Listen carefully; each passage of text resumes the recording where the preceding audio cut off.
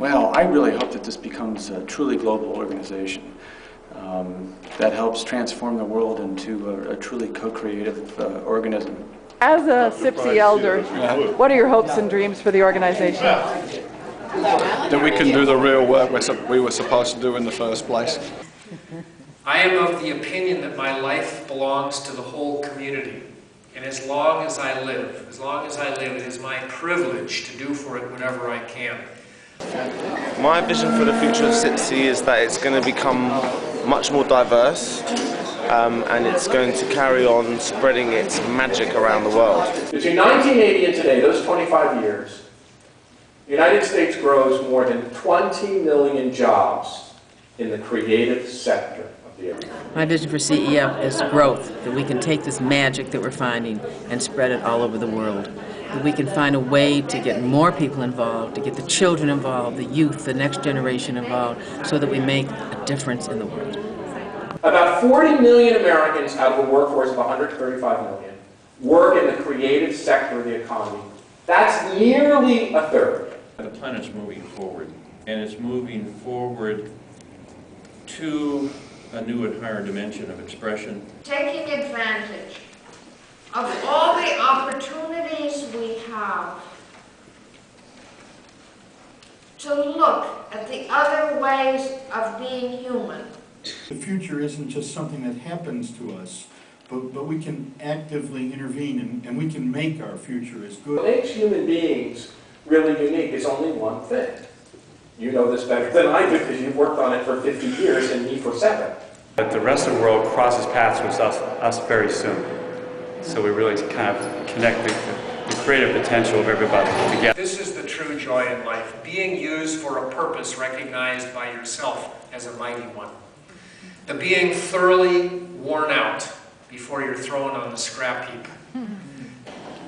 I think we need to get some people in the second generation into the leadership roles to continue what's been done up to now, because there's got to be a transition. The models that we have to build are models that build a creative society.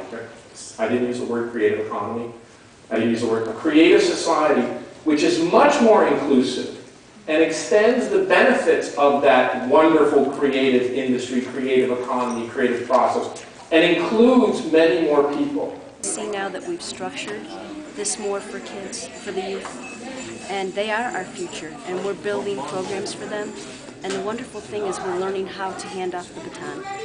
And I think through the work of Sid, the leadership of the organization, and hopefully with the little modest contribution I can help in this field, I think our real goal has to make sure that each and every single human being gets to realize their full creative potential. So, and it isn't going to help to memorize a script. We're going to have to learn the skills of making it up as we go along. Life is no brief candle to me. It is a sort of splendid torch, which I've got a hold of for the moment, and I want to make it burn as brightly as possible before handing it on to future generations. My vision is of an organization that actually is open to doing the work it needs to be doing in the world.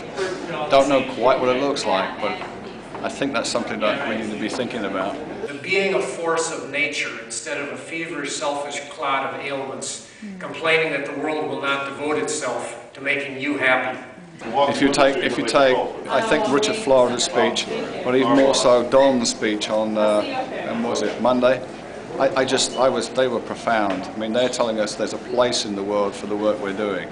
Like a business, because if run efficiently and toward the goal of making money, even if it's a nonprofit and the money gets funneled back out, I think more could be done.